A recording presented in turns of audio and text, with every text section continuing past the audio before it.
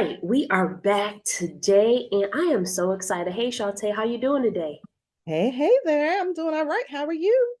Doing good, doing good. So we are back with balanced relationships, and today's topic is actually a good one. This time of the year, this time of the month, any time of the year, any time of the month, we're going to talk about authenticity, but specifically autonomy and relationships. And what we're going to really look into is how to have a life, whether you are in a relationship or if you're not in a relationship, how to have a life without or outside of your partner. And you are one that I'm so grateful that we are joining doing this together because you talk with your clients a lot about this. And this is something that's in your wheelhouse. So we want to just sit back and listen to this topic that a lot of people may or may not know what it is. So I'm going to ask you, would you just define autonomy, what it is, and what does it look like in an actual relationship? Definitely. Well, yeah, I'm excited to be here as well. When we talk about autonomy, which it's one of my favorite things because we need to make sure that we are independent, even though we are part of a relationship as well. So it really contributes to our overall health when we do have autonomy. So I'm going to read the dictionary's definition and then we can dive into it. So, to have autonomy, it means independence or freedom as of the will or one's actions. Okay, so to have autonomy, it means that you are able to make decisions based on your values, your beliefs, and showing up in your actions for what you truly need for yourself. Okay, so that's what autonomy is. It's really still being an individual person, governing yourself as an individual with your needs, paying attention to that, staying in alignment with that, doing the activities that feed that, while also engaging with others, but not losing oneself. Wow, that's a mouthful because in relationships, I don't think that's always the case, right?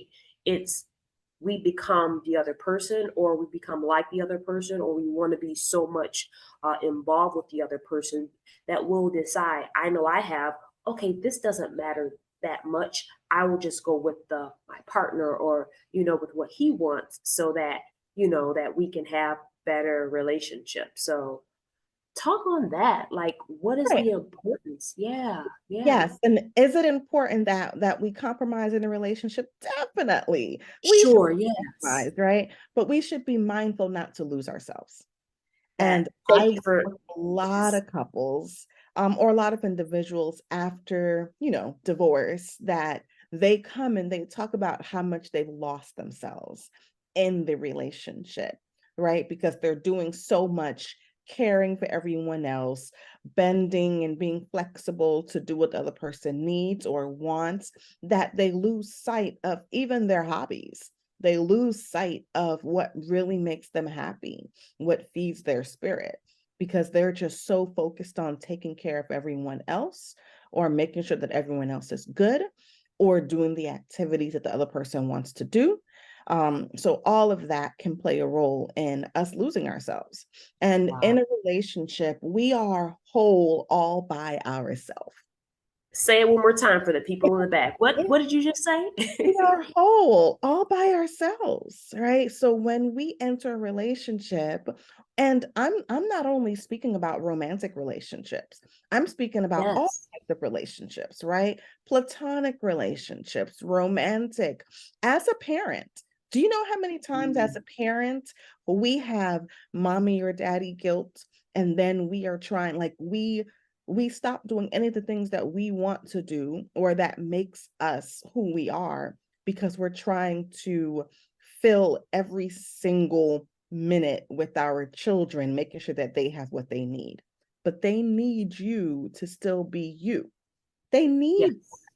So, as a parent and even with family members, so all relationships, and we can think about, like relationships in the work field, it doesn't matter, right? So, all relationships, it is important for us to be able to still have some level of autonomy while we are also building the relationship as well. So, doing things to build on the connection that we have in this relationship, whatever relationship it is, but continuing to do stuff to feed our own spirit.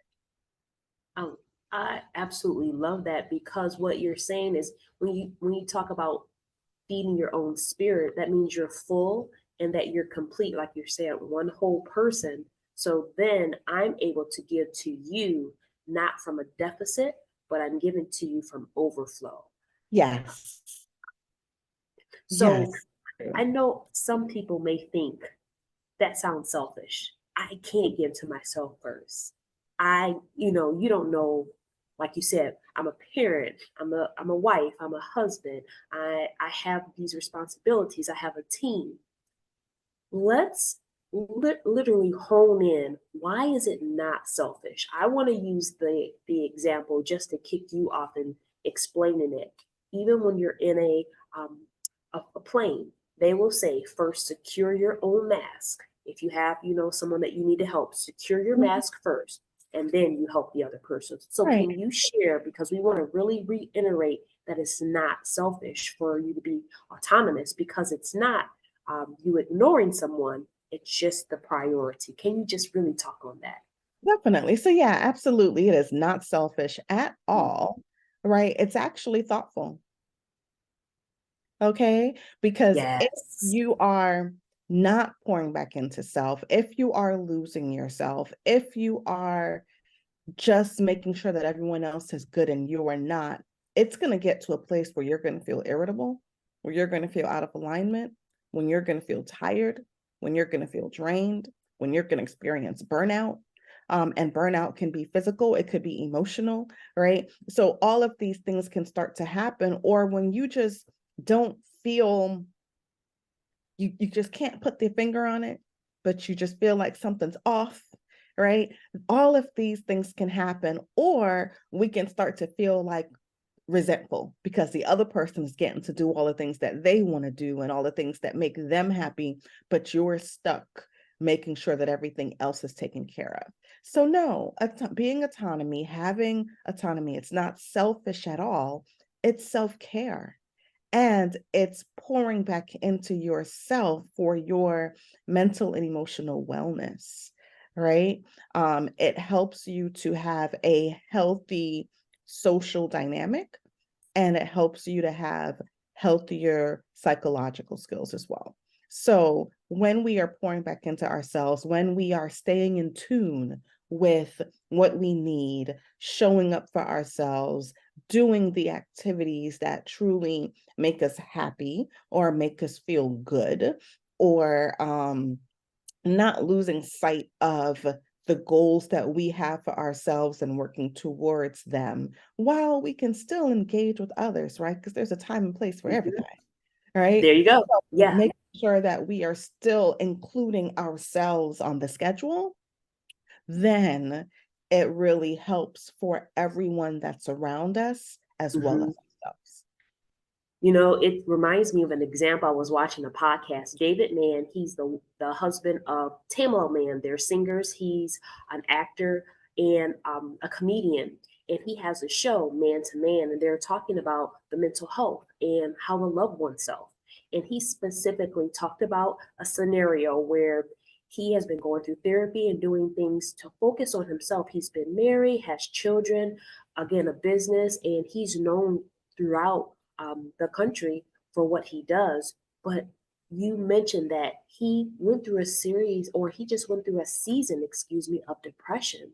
He Mm, couldn't put his finger on it, but that's exactly what he started sharing. He was just like, I was being Superman, I was being everything to everybody else, and I felt like this weight, but I didn't know who I was. And he shared an example in a scenario of him going out to eat by himself.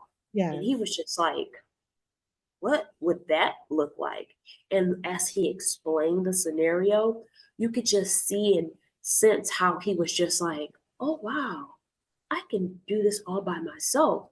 Because for being married so long, he had lost that part of him, and he's Mhm. always with someone else, being a father, taking care of people, handling his business. But what he started to see for himself, to your point, is that he needed to take care of David so that he Mhm. could be the best self for one himself, so that he can show up fully and not depleted for his family. So with Yeah. the examples that you gave, I know research supports it, and I just wonder how people take that for themselves. So do you have any tips that you want to provide? Or I love how you challenge. If you don't have it, if you want to do that a little later, I want to just give people a teaser that we're going to give them some challenges so that they can start applying in their life. Well, maybe I can do both for you, All right? right, all right. So let's first start with some tips or Okay, examples of how we can start doing it in our own lives. And I'll try and talk to the different types of relationships, let's right? go. So Okay. in our romantic relationships, the way that we can start being having some type of autonomy or just examples of it can look like if you know that I have a friend that does archery, right? So if you know that this is something that you love, it's whatever hobby, it could be archery, it could be going to the gun range, it could be golfing, it could be whatever it is, right? You make sure that you put on your schedule time to do that. And you might have one night a week or one night a month that you are going and you are doing this Nice. activity without your partner, right? And that's a way that you are rejuvenating yourself and pouring back into you with something that makes you happy and makes you feel good. Okay. So that is a way that you can still have autonomy in your relationship. Okay. Another way is not losing sight of the goals. Like if you know that you need some quiet time when you get Hmm. home from work and you need to just like recoup. It's being able to spend that time apart. It might be going into your man cave or your woman cave and looking over some things or just having a woosah moment or watching your favorite Hmm. show, whatever it is. And then you come together and kind of like recap the day and talk through. So you still show up in the relationship, but you make sure that you're doing the things that feed you, Love right? it. Okay. So Yes. that's how you can have like autonomy in your relationship. Now, in your platonic friendships, how can Okay. you have autonomy? You can have autonomy by staying true to really what you want to do, even though you can be flexible with your friendships and do things that they want to do too. So for example, I am not a club goer, right? Got So it. Got it. have autonomy by saying, yeah, y'all are going to the club tonight. I'm gonna stay home and relax, or I'm gonna go to a lounge, or I It love to makes take stuff sense. out to Yeah. eat, or so I can enjoy and I can invite folks to come with me and do the things that I like to do. I Hmm. go by myself and do the things that I like to do and what's important to me. But Got when it. I say important to me, I'm not only talking about activities, I'm talking about in all of the areas in our life, making sure that we are showing up in each area and not losing sight of the things that make us who we are. That's Okay. good. That's good. Yeah. As a parent, oh my goodness, it's so easy to just get so engrossed in what our children need and want Hmm. and what we want for them and how we want them to have a better life than we had and all of Hmm. these things, right? So as a parent, how can we have autonomy? We can have autonomy where we can have some quiet time. So we can read the things that we want to read if you like to read, or if you like to listen to podcasts, or you like to watch certain shows. So if the Yes. kids are young, many times we're like, well, my kids are too young, so I can't do XYZ. No, you still can, Yeah. right? It's about Hmm. setting the stage in the home so your children understand that at X time, this is what mommy is doing, or this is what daddy's doing, right? And then as they get older, you can still start to go out or do things or include them in the things that really you need to do for you. So you can definitely still have autonomy as a parent. And then with Yes. family, it's setting those boundaries with your family. So you are setting time aside for you. Um, Okay. so all of those are just different small examples of things that you can start doing. So my challenge, right? I love to give challenges. Let's So do the challenge. how can we start doing this now? Because, okay, I just learned that I need it and Right. it's me overall, and I'm whole all by myself. And yes, I can be flexible. And yes, I can build connection in relationship because that's what we need as well. But how can I start having some level of autonomy? So, my first thing to you is make a list. Make a list of the things. Think about each part of your life and what you really want for yourself or what you feel is missing. Um, and then start doing it. Take baby steps towards it, right?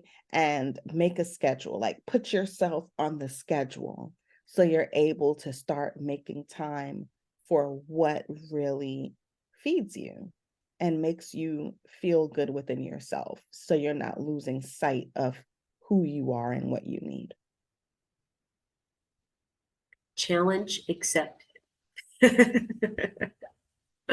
You know what, Chaute, it's so important for us to have these type of conversations because a lot of times we just go through life and Mhm. we don't reflect and we don't look at how the quality of our life is impacting not only other people but especially ourselves. We, like you said, we become so inundated and we are overwhelmed with everything that's going on. There's one thing that I want to include: people in their work relationships as well as business.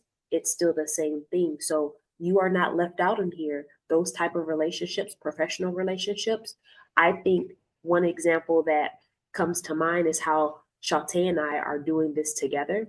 I love how we are able to be ourselves and then come together and then bring this information that's um, very important to both of us: having healthy relationships, balanced relationships. And one thing that we want to share is that Chaute has a membership for those who are interested or who need some type of connection. And she also has, well, she has a workshop as well. So we are going to share more about that. One is She Posse Community. It's a community membership, and then it's a complemented, not completed workshop.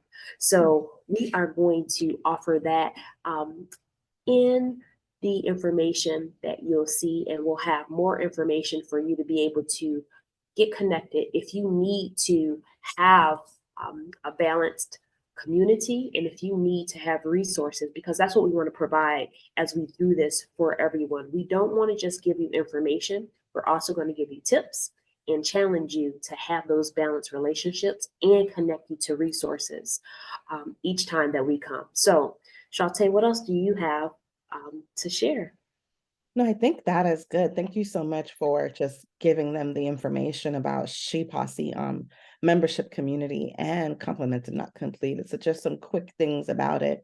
She Posse, Mm-hmm. where we come together, we have community where you're able to link up with other women who have experienced breakup, who are on a journey of dating and relearning self and just building self up in every area of our lives, right? So Mm-hmm. that's what She Posse is all about. So it helps you to have autonomy and it helps you to really get in tune with self.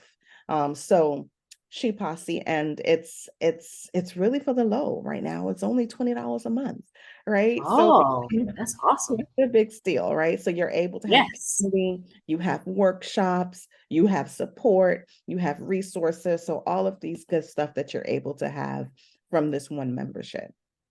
And the workshop Complemented Not Completed, that Mm-hmm. one actually goes with my book, which is Brand New Me Complemented completed and whole.